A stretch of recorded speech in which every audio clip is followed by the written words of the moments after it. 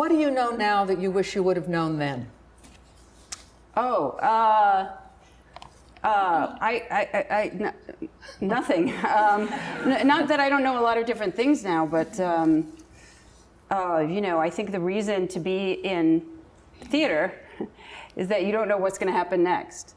I mean, theater is made out of all the things people don't know, and so yeah, I think the process of finding out things I didn't know before has been the sort of driving. I mean, some of them intentionally going after things that I knew I wanted to know, and sometimes finding out things I didn't know. But that's been the process of my work life. Yeah.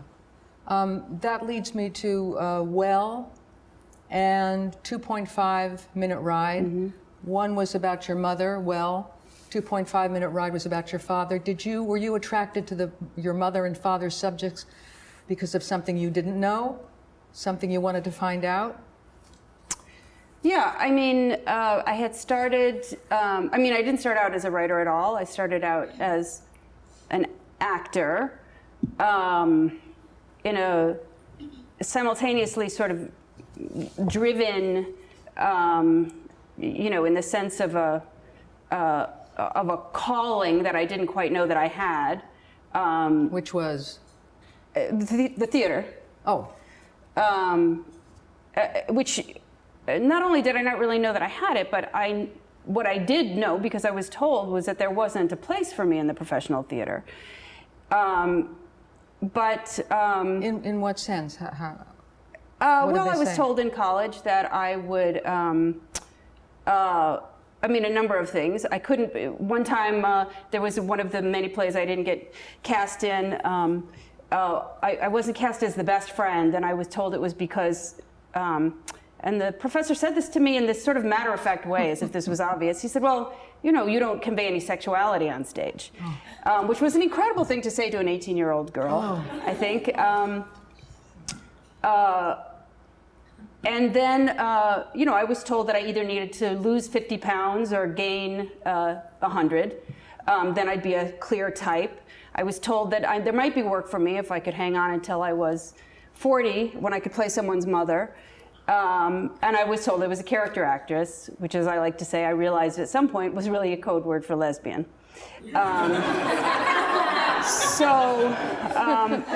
And in fact, and this is still an issue now, but in fact, you know, most plays had at best one role for an actress. Right. Usually 25 to 35-ish. Maybe, or it might be an old woman, or it might be an ingenue. But that, you know, that was a true thing. It's now starting to shift, but it's still more true than it should be.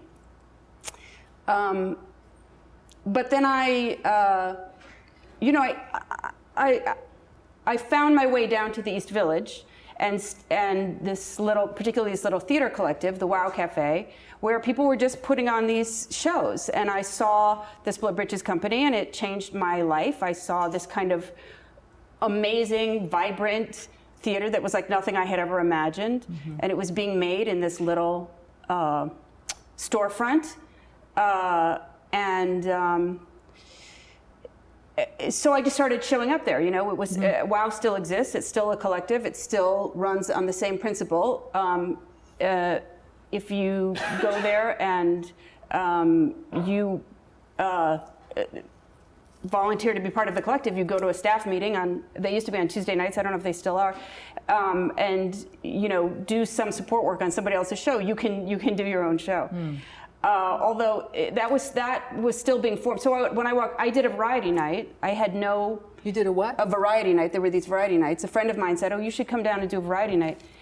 The variety nights were like, you know, Peggy Shaw would say to somebody, right. "You do something," and then somebody would get up and talk about their vacation or something. You know, right. Where there was a woman famously who whistled classical music through her nose, or, you know, there were all kinds of weird things that people did. But I did, you know, I had come through this undergraduate theater department, and so I, you know, had this Victorian novelty song I sang in auditions called "I Saw Stars," and I did a tap dance in it, which I didn't at that time know how to tap dance, but I did a little tap dance in it. And I hired an accompanist, and I rented a rehearsal space, and then I had these stories. You know, my family was all funny storytellers. They loved a funny anecdote. And I had these stories that I'd been honing my whole, you know, probably since I was in junior high. I'd been all through college. You know, I really liked telling a funny story. So I did this variety night, and I sang this song, and I told the story, and it was this tiny little storefront on East 11th Street. And then I, you know, was all like, what did I just do? And I went out the back door through the hallway of the tenement next door out into the street, and this woman on the street said, "They're still clapping, you should do something else." And I was like, I don't have anything else. And then I went to a staff meeting that Tuesday, which I was terrified to do. But I was just sort of compelled to go there, and someone said to me, "Oh, you did that variety night. Do you want to do your own show?" And I was really a very fearful person, but I had a rule that if somebody opened a door, I had to walk through it so that I wouldn't die filled with regret. And so I said yes, but I had no idea how to make a show. So I was living on 82nd and 1st, and I sat in my apartment and ate a lot of boxes of Entenmann's cookies and would look at the calendar and be like, that show's coming up soon.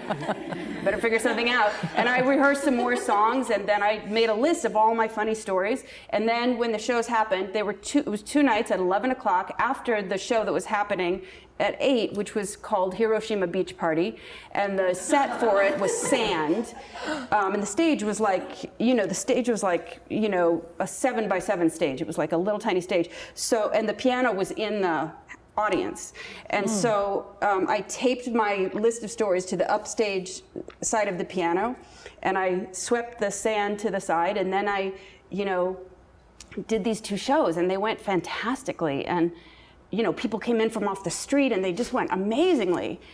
And I thought, God, I am so talented. I don't even need to do anything.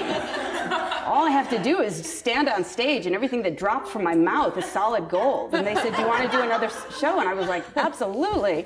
And then like 7 months later, I did another show, and it was terrible. And it really, to make a long story short, it took me about 7 years. There were all these little clubs in the East Village, and there was WOW. And I, you know, like everybody, we were like vaudevillians. You know, we'd go from club to club and do all these little shows, 10 minutes here, 10 minutes here. You know, we had just like shopping carts of, you know, props and wigs and costumes, and we just do stuff. And I, you know, I then went through this process of like doing these shows and trying to learn the skills to be consistently funny, to figure out what was the difference between what had happened on that first show and that second show. That's how people used to be trained, you know, just by being on stage and doing things. Then about, you know, when I felt like I really had learned how to be consistently funny, after many years, several, you know, like 7, 8 years, something like that. And I wanted to figure out how to be not funny. And I did a show at PS 122, and I was very proud of it. Which one? It was called Facing Life's Problems. And I was quite proud of it, and it was videotaped. And again, it was sort of an amalgam of, you know, songs and stories and different things. And in it, I told some stories about my father, who was a German Jewish Holocaust refugee, who then was in the American Army and interrogated German prisoners to see if they should be tried for war crimes.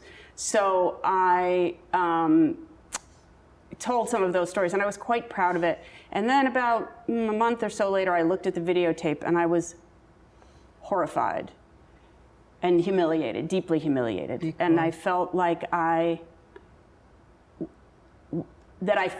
had done this thing of allowing people into this place of feeling. But what I saw was a person who was sort of trying to manipulate this situation and was over-sentimentalizing things and was actually quite protected in a way that was unbearable for me to look at.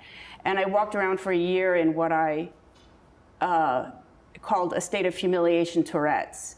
You know, like I would be walking down the street and I would all of a sudden flash on the videotape and I'd be like, oh God, this is terrible. And is this 101 humiliating? that led to 101 humiliating stories, yes, which was the next show that I did. And I think the thing that I was interested in, ultimately, there were a couple of things. In that I started to, you know, I had decided I wasn't going to perform anymore, but then somebody would say, would you come over here? Would you come over here? And then I'd go to these places and I'd tell these stories or I'd do these things. And I started to put together this show called 101 Humiliating Stories, which was a series of stories about times that I had been humiliated, mostly over quite trivial things like coming out of the bathroom at my temp job and realizing that my skirt was tucked into my tights, things like that. But this guy, Jamie Leo, came to see it. I was looking for a director. I was looking for someone to help me stage it. And he said, you know, it's very interesting. You talk about being humiliated, but what we see is a person who will always land on her feet. You've turned these things into funny stories. And once it's a funny story, you are safe. Mm-hmm. He said, I think what we need to see is something happening to you that you can't control. We need to see you being humiliated. And so then we proceeded to make this show in which things happened to me. And so that was one thing that I was very interested in. And in 2.5 Minute Ride, I went back to, I mean, by that point, you know, I had taken this trip with my father back to his hometown in Germany and then to Auschwitz where his parents were sent. So I had different material to talk about the things that I wanted to talk about having to do with his history. Well, and then you had that trip, and then you had the party.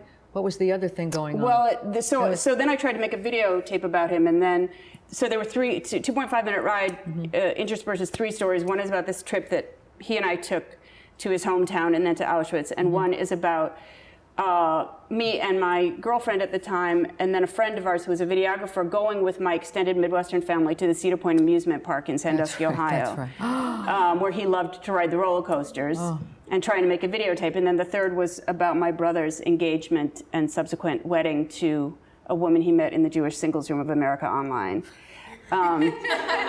So 2 things happened. One was that I had a way to talk about those issues. I was not particularly interested, I don't think, in, it wasn't that I wanted people to know about my father. It was that, I think, you know, in Well, which was, you know, centered on this character based on my mother, I think both my mother and my father are hilarious characters in a certain way, but they also intersected in very particular ways with major events of the 20th century. So it allowed me to think about those things and ask questions about those issues by constructing these shows that were about my relationship with my parents and ultimately about the, you know, the other thing that I'm always interested in is the difference between the narratives that we tell about things and what's behind those narratives. And what's behind them. You've answered about 7 of the questions I have on the first page. No, thank God, this is wonderful. But, you know, I remember the first time I saw you perform, I think it was in Well, and I remember you were at, like, the apron of the stage, downstage, and you started talking to us, much like you're doing now. It was so intimate. I thought to myself, wait, she's not an actor talking to an audience, she's a person talking to a bunch of people. It was so intimate. And then Jane Howdyshell behind you started groaning, and I thought, there's a poor woman up there who's not an actress, but just groaning. I wonder, it was so intimate. How did you achieve that? Can you talk about that at all? Yeah, that's something that I became really, really interested in those years that I was downtown telling these stories and trying to figure out what made it work sometime and what didn't make it work. I also, because the Wow Cafe was like a community theater in the most glorious sense, in that it was made up of all kinds of people, some of whom had more experience in the theater and some of whom had none. And because I had come from this theater department and I had learned all these rules of the theater, and they were just being broken all the time. And I was horrified when I first got there. I was like, you can't do it like that. That's not possible. But then I would see that it was possible, and the effects were quite electric. When people didn't follow the rules of the theater, it could be quite electric. You know, famously, certainly in the early days of WOW, when there would be a show going on, if the payphone in the back rang, an actor would leave the stage to go answer it. You know, things were, that reality was being broken all the time. People who didn't know how it was supposed to work would make these shows. And sometimes they were, in one sense, disastrous, and yet there was always something that was electrifying.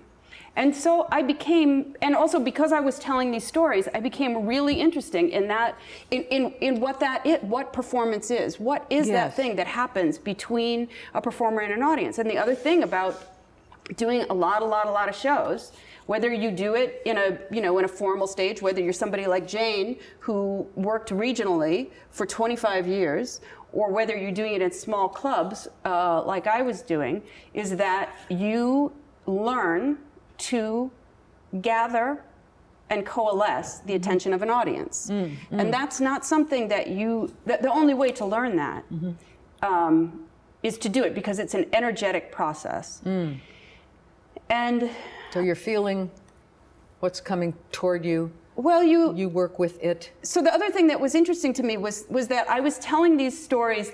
The conceit of everything that I did was to talk directly to an audience. Right. And yet, if you were doing a set piece, like 2.5 Minute Ride, for instance, you can't go where they go. They have to come to you. And yet, if you just stay on your course, and something happens over here, something happens over here, and you don't take that in, then you're not connecting with them. So there's an authenticity to it, and yet it is different from this conversation that we're having right now. So I became really, really interested in that difference, and I had a really great experience when I saw Rhodessa Jones. I don't know if you guys know Rhodessa Jones. She's Bill T. Jones' sister. She's an incredible theater maker and performer. And she was touring with the show that she had made called The Medea Project. There were stories from incarcerated women. Sometimes she would have incarcerated women perform it, and sometimes she would do it as a solo show. So I saw it at La Mama, and she was performing the whole thing. It was packed house, and in the front was a guy who was in a wheelchair. I think he had, I don't know, he had cerebral palsy or something. He had some health issue, and when he laughed, the laughter would go on sort of beyond the bounds of when the audience laughed. And when it first started to happen, and it was it was an unfamiliar kind of a sound. And when he would, in the beginning, I could feel people getting tense. And then I watched her do this incredible, energetic thing, which was that she kept doing her show. She didn't address him in any way personally. She just sort of instinctively, the only way I can describe it is that she expanded her energy so that she took him in. That became a part of the landscape of this thing that she was making with us.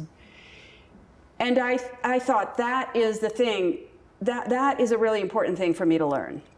That somehow you have to, and it's a kind of mastery of that kind of performance. And it's a physical mastery. And I feel like just right now, I just did this shift where Alexander is very helpful, breathing is very helpful, where you can close yourself or you can open yourself. And in Well, sometimes, particularly in Boston for some reason, the audience did not like my character in Well in Boston, and I could feel them turning against me. Like I remember one time at the end of a show, Mary Pat Gleason was playing my mother in Boston, and this woman was applauding at the end. And so if you're me, and that's Mary Pat, this is how this woman was applauding.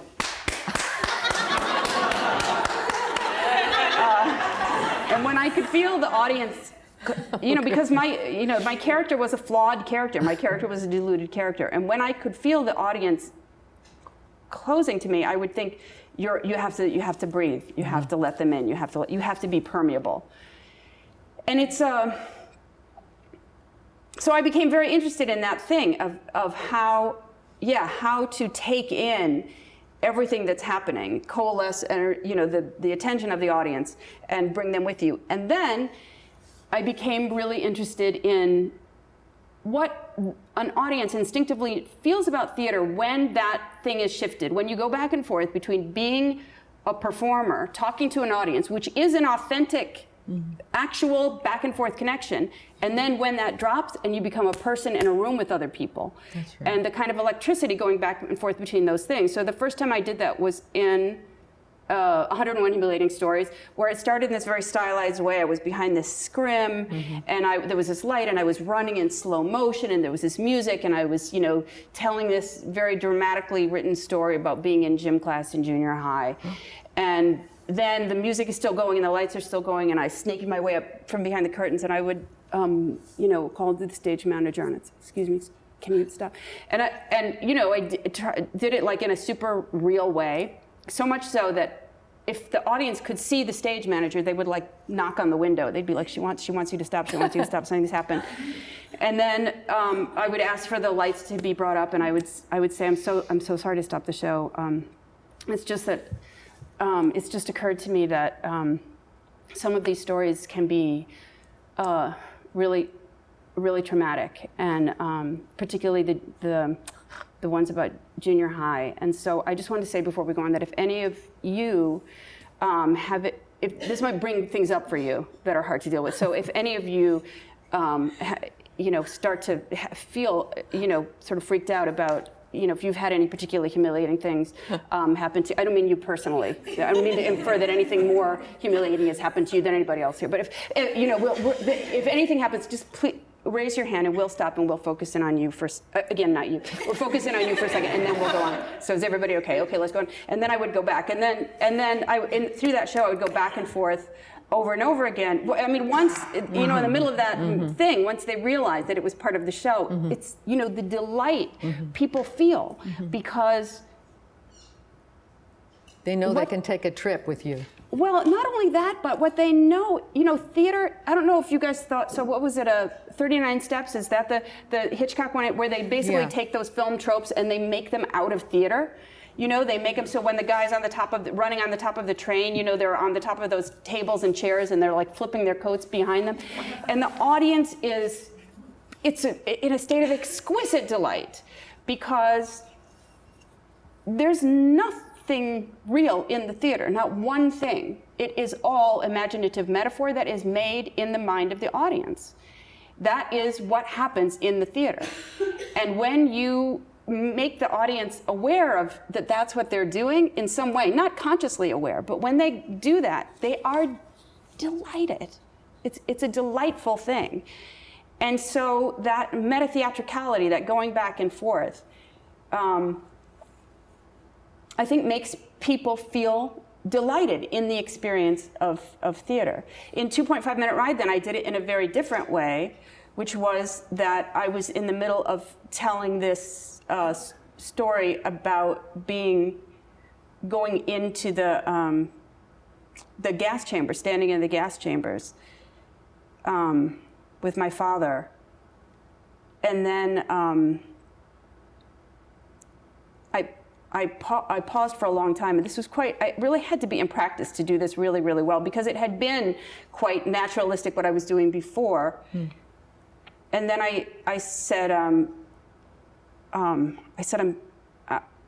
it's just occurring to me that there might be people sitting here who've been to Auschwitz, and you don't need me to tell you what it looks like.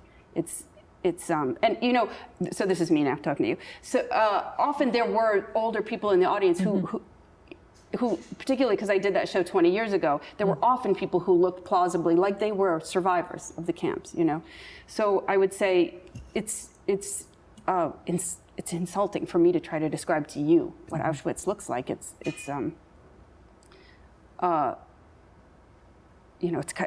condescending.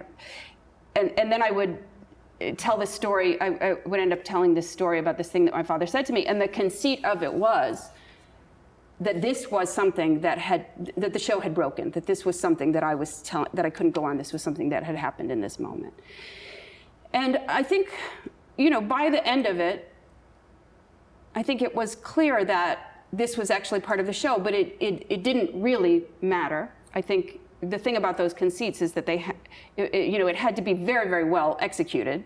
And you do have to be it's that thing of authenticity. If I had not actually been talking to these audiences, it wouldn't work. It only worked because it was actually a real conversation. And I remember one time in Seattle, because I would step sort of off this stage, and in Seattle when I did it, it was 3/4 thrust, and I came forward and I sort of gestured like this, and this woman in the front row grabbed my hands, and we just held hands like that through that whole section.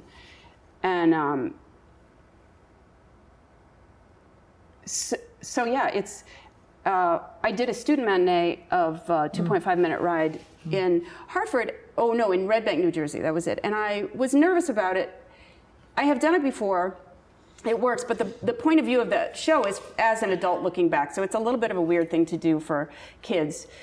But I did this one, and I went out and I talked to them before, and I sat at the end of the stage and I talked to them about the show, and I said, I said, we're talking right now. I'm going to come back out in a second. I'm going to go off, and these things are going to happen. There's going to be pre-show music. There's going to be these things, and then I'm going to come out and I'm going to talk to you again, and it's going to be different. Right now, I said, I'm only talking to you. I'm only saying this once to you guys. When I come back out, I'm going to say something that I say on this stage every single night, but it's going to feel like I'm actually talking to you, and I will really be talking to you, but it will be repeated. So while I'm doing the show, I want you to think about, and we'll talk about it later, what is the difference between this and that? And that seemed like a really, I liked saying that to those kids, to think about the nature of what theater is. Yeah, the nature of Plus, if you give them a task while they're watching a show, it's useful. When you're performing alone, just before the lights come up, you're going to say the first words. Well, you may have answered it. Do you give yourself some sort of question you're answering or some sort of preparation that launches you into it? I mean, I always feel like the worst, the sickest I've ever felt in my life is in the minutes before I would go on stage to do particularly 2.5-minute ride. You guys probably don't remember, but you might remember, Karen, on the Ed Sullivan Show, where there used to be all those weird things, and one of them was sometimes there'd be like a person who would eat a whole car piece by piece.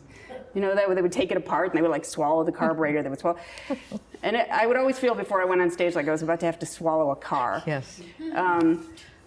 Yep. But. Yeah, I mean, I definitely felt like any actor, like I was doing something. Like, why I'm telling the story. I have to be reminded about why I'm telling the story, why, what. I think it's much more basic acting crafts than that. Like? I did, when I was working on Well, I did this acting coaching with Seth Barish. Oh, yeah. And it was really, really, really great. He's at the Atlantic, right? Well, anyway. Where is he? He has his own company. But he used to be. Maybe, yeah. Anyway, he's a great acting coach. Marty Moran had said to me, you should go study with Seth. He's amazing. What did you learn? So we worked on the opening things I said in Well, where I'm telling this character of my mother, she's like, "What? You're not doing a show about me, are you?" Oh, and I'm like, so "Oh, no, I'm not." And she's, Anyway, I can't even remember now what it was, but it went back and forth. And he was like, you don't need to communicate to us that you're lying. People who are lying don't act like they're lying. Right. You can just say your sentences. And he would do this exercise where he would, sort of go back and forth, ask me questions, and I would have to say the lines. And ultimately, the thing that he taught me was, he said, you wrote the play. Mm-hmm. You don't need to act the circumstances of the play. They're in the writing. All you have to do is communicate your lines. And he would make me say my sentences so that they weren't mannered. And it's so tempting for an actor to fall in love with a certain rhythm, with a certain sound. And he just really, I mean, very quickly, like in an afternoon, he really taught me not to do that and how actually just to say a sentence. So for instance, in 2.5 Minute Ride, because then I sort of took what I learned from him, and then when I went back and did 2.5 Minute Ride again, which I had done so many times, it really changed that performance, and it became much more fun to perform. But so there's a part where I am going into the, I'm walking through Auschwitz with my dad, and the lines are something like, oh, the room is full of hair. Is that my grandmother's hair? Is she here? A room full of suitcases, a room full of artificial limbs, like that. So I had been performing it in this way, you know, the room is full of hair. Is that, you know, so I'm overdoing it, but is that my grandmother's hair? Is she here? You know, it was just like sort of filled with this emotion. And what I learned from Seth is that that's there, that what I needed to do was be that person in the moment of not, be that person in that moment, so that it became more like, the room is full of hair. Is that my grandmother's hair? Is she here? Room full of suitcases. Room full of artificial limbs. So what you see is a person who is overwhelmed by her circumstances, so the audience can have the feelings, rather than me trying to say, this is a moment that is filled with importance. And so you were living it. yeah, so I think what I learned was that that you're saying things so that people can understand them. You're painting a picture. I mean, I also learned that from Mark Brokaw. You know, there's another scene in 2.5 Minute Ride, which is about me losing these. My dad's legally blind, losing his eyeglasses, leaving them in the barracks in Auschwitz. And then oh God! And then you had to go back and look. I had to go back and get them at night with this guard. Right. And you know, Mark said to me, because I had gotten over the course of the development of this piece, which was many years, you know, maybe you should just report it. Maybe you really need to paint the picture, whatever. And Mark said, you know, you don't need to feel it. You need to make the audience feel it. Oh boy. And I thought, that is right. That's how we tell a story. You know, when if I'm going to tell you guys a story, I'm going to be trying to paint that picture in your head, and not in a way like, you know, I'm going to be telling you the story, making sure that these details land in your brain. And so I think just because I am talking to the audience, I just concentrate on actually talking to the audience. You know, when do you know when you're doing a solo show? Do you tape record when you're working alone? How do you work alone? Do you tape record yourself? I don't work alone. I work with the director always. You always do? Always. I was just going to say, but first you write it alone. Do you talk it out loud? I mean, before you bring in a director, when do you bring in a director? Well, I would do, you know, I would go do works in progress at Dixon Place. I would read parts of it and listen to it. I guess sometimes I mean, when I was just telling stories, I always recorded those so that random things that I said in front of the audience, I could remember what they were. Right.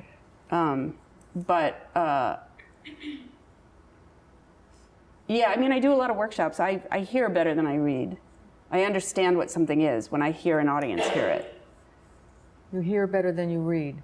Yeah, if I look at what I wrote on the page, I don't necessarily know what it is. But when I hear actors read it, and particularly if I hear it in front of an audience, then I can hear what's there. Yeah.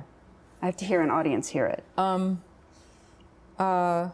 Lee Silverman and Mark Brokaw, can you give an example of how differently they work, or what they helped you with specifically? Or I mean, they're both incredible directors, and they're both directors who really changed my life. I would say they're both incredible with actors. They're both dramaturgically extremely astute.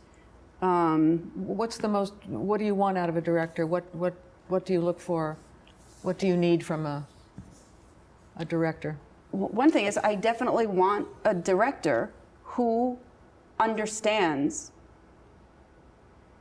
the nature of theatrical dynamism, and knows how to keep opening something into the next moment. And I want directors whose aesthetic is unsentimental and humane. And I want directors whose aesthetic between artists is both unsentimental and humane. I want people who are very rigorous. I want people who aren't afraid to try something different. I mean, Sam Gold with Fun Home, you know, he always, I mean, Sam, Janine, and I, all three, you know, every time one of us would say, you know, what about this? The other two might say, I don't quite get what you're saying, but let's look at it. You know, we always looked at everything. Let's look at it. There's a couple of quotes that I think you said. The telling of an event and the actual event. Your drawing cup exercise that you do? Well, when I was sort of starting to work on 2.5 Minute Ride, I've read The Diary of Anne Frank, which I hadn't done for some reason as a kid. And the thing that was so surprising to me about it is that she doesn't know what's going to happen. And I used to use an epigraph, and I don't know, I heard it on the radio, I don't know who said it, in 2.5 Minute Ride. The first time you tell a story, it's fact. The second time, it's fiction. What I was trying to teach with that drawing exercise, so it's just a simple exercise where you look at an everyday object like this, and then I'm trying to remember because I haven't done it in a while. I think you draw, you put your pen down and you draw exactly what you see. You only look at the object, and really slowly, you just follow the lines and you draw exactly what you see. And what you have to do it a few times to really get the hang of it, but you get these very alive objects. And what I was interested in was not thinking about the cupness of the object, but exactly like, you know, what are the you know, the shadows and light are, you know, all the things that you see when you stop drawing the cup as you've presumed it was going to be. If you really look at even a simple object and draw every part of it that you see, how many things you start to see. And at that point, what I was trying to teach was this thing that I described as pre-narrativized reality. What are all the pieces before it got put together in a narrative? And I think the best plays, and certainly the best playwrights' powers of observation push toward that pre-narrativized reality.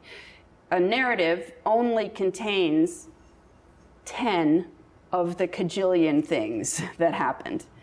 What else is there? What else is not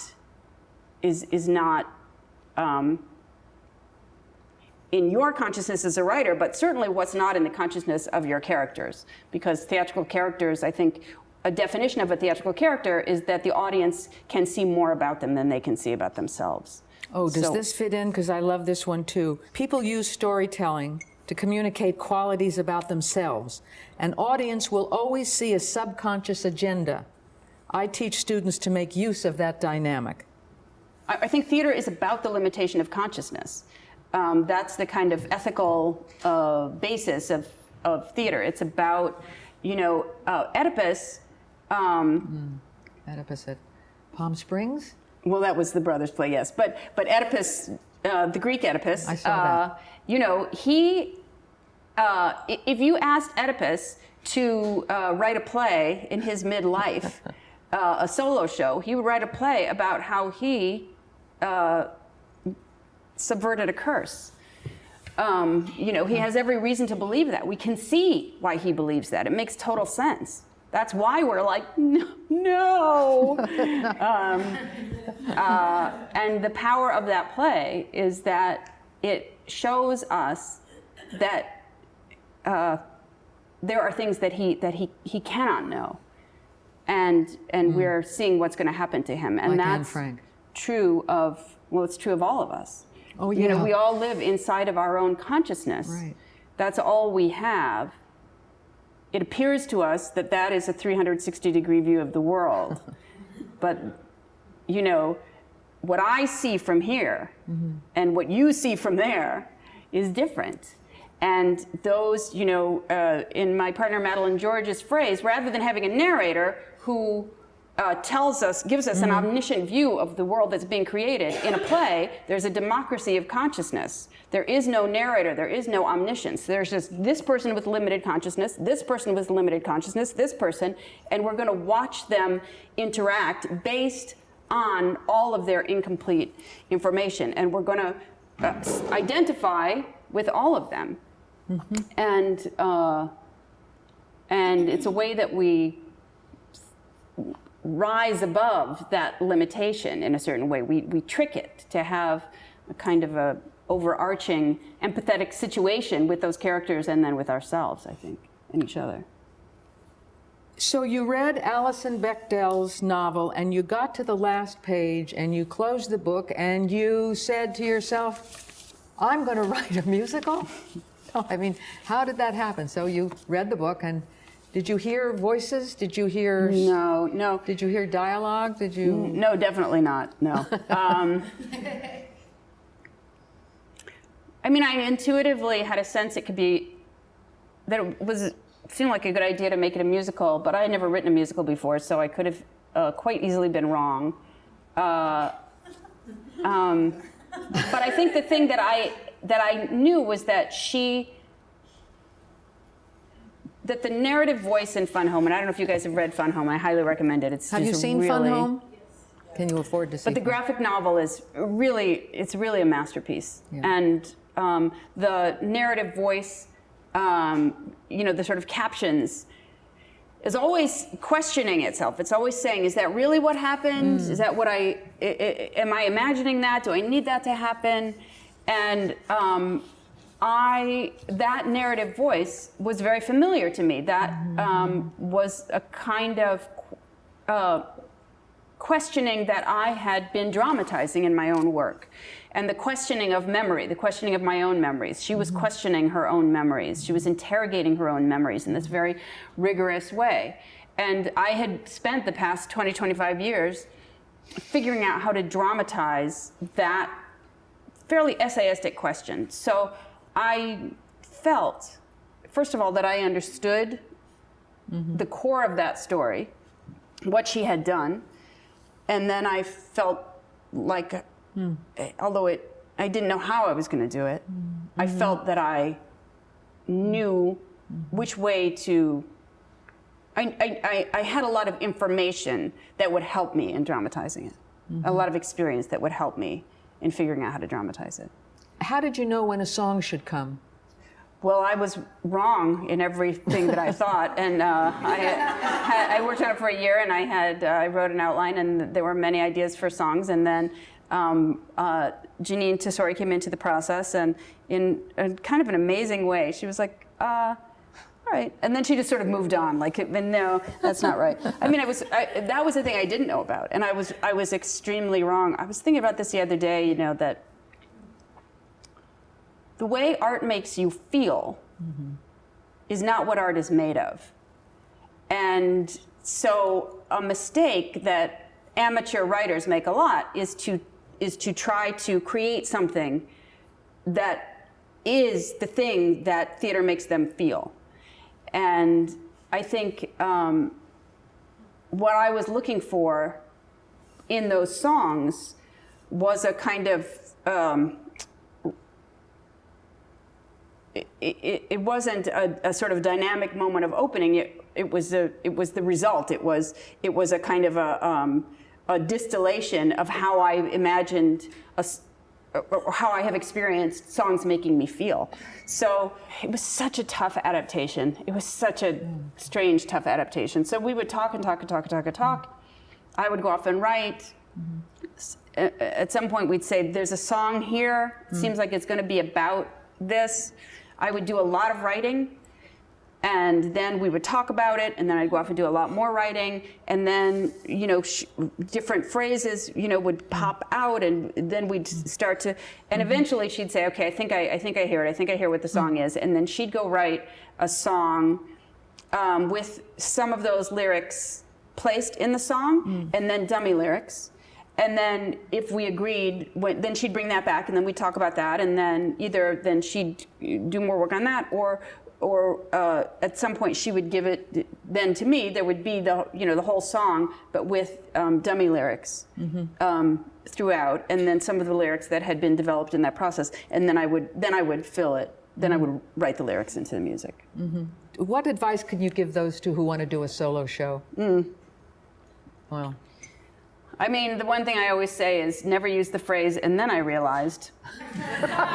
Or it's 1970. Okay, you have been an independent, hardworking, avant-garde artist, and now you've opened up these new rooms. How has this changed your creative life? Once I figured out with 2.5-minute ride how to make a solo show that did the things I wanted it to do, that actually had dramatic action in it, I didn't need to do a autobiographical solo show anymore.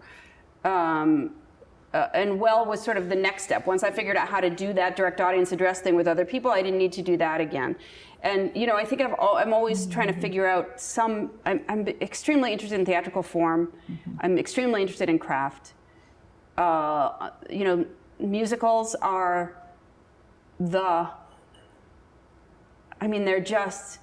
they're so satisfying and so difficult. Yeah. And they're so, I'm working on another musical now. I hope I will work on musicals for the rest of my life. They're, craft-wise, they're much more demanding than plays. And they do, I just think they're, when they work, they're just an exquisitely, deeply satisfying art form. And there's so much more to learn about them. So I guess the main thing is the opportunity to get to do that. Let's open it up.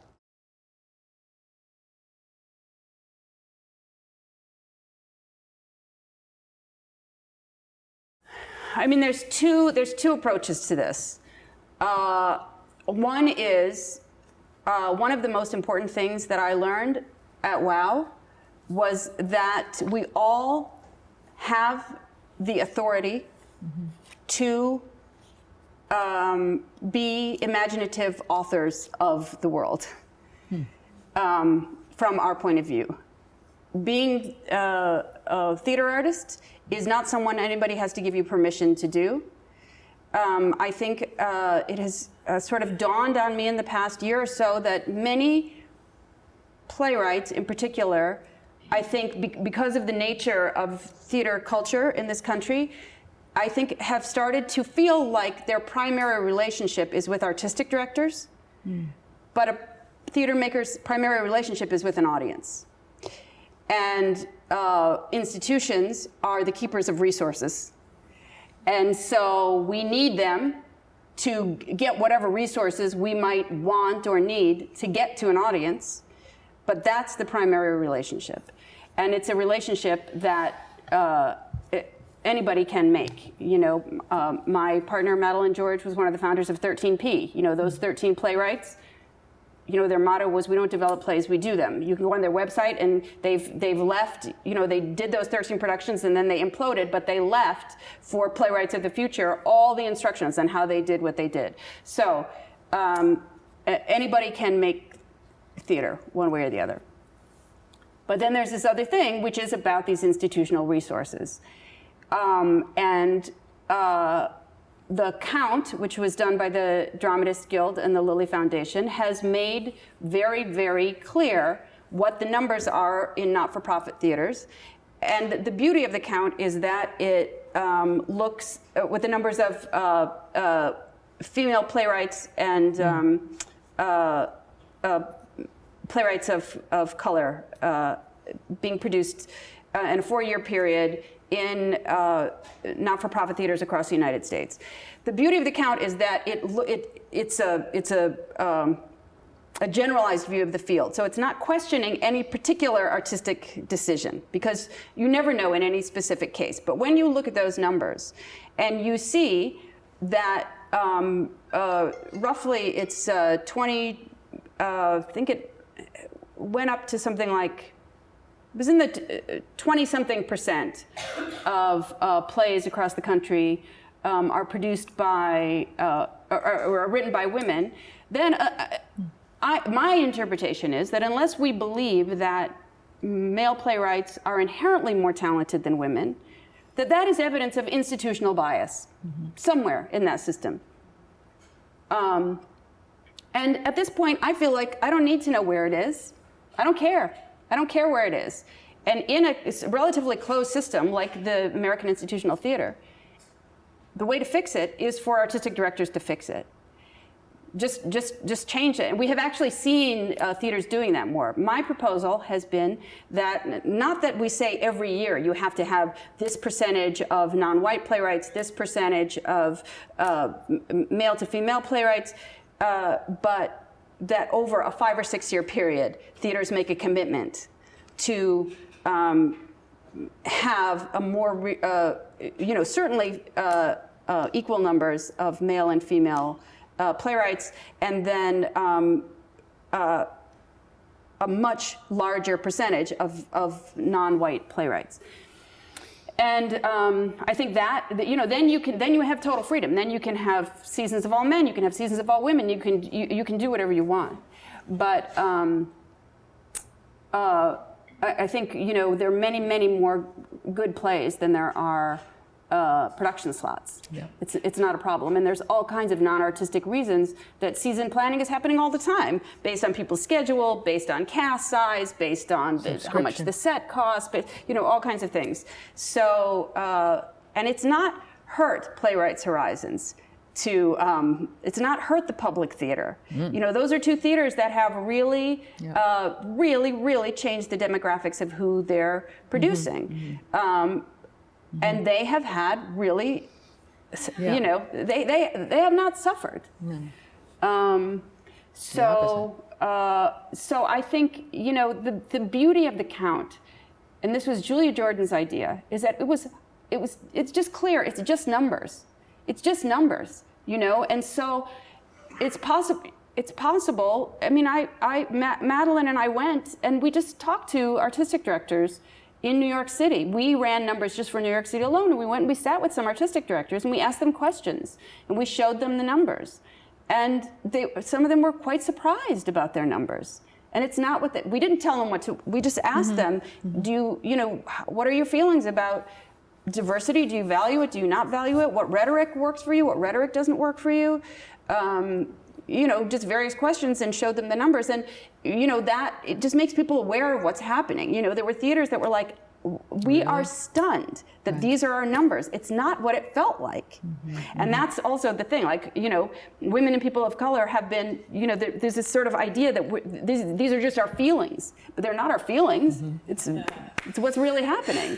And so I think that kind of I don't know, Julia starting that process of doing those numbers is one of those ideas that is so obvious in a certain way that, it was a brilliant idea that after the fact, it's like, oh my God, thank God that she did it, because it is making a huge difference. I think these things are changing. At Yale, I'm trying to remember her name. One of the students there has agitated, and I think she's finally made it so that graduate school will take equal numbers of male and female acting students. And that's they had been told, well, there aren't as many roles, and she was like, it's chicken and egg, you've got to change it at some point. Pardon? Write them, right. Bring them. I mean, they're being written. No, I mean, but with those,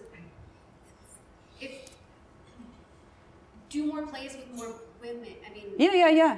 I mean, I think it is happening, but we have to keep the pressure on. Yeah. I think we can't tell people what to do. Art doesn't work that way. So I think figuring out ways like the Count, and to make things clear and indisputable in that way, and then leave people to mull, and then also to know that the point of theater is that everything is different. Every play is different. I'm not so into the argument about plays by women being important because women have a different point of view. I think every playwright has a different point of view. I think economic diversity in playwrights is super important. I think the more different kinds of voices we have, it's certainly better for playwrights, It's I can't write a teenager to save my life. The more interesting depictions of teenagers I see, the more I understand about what those kinds of human beings are like.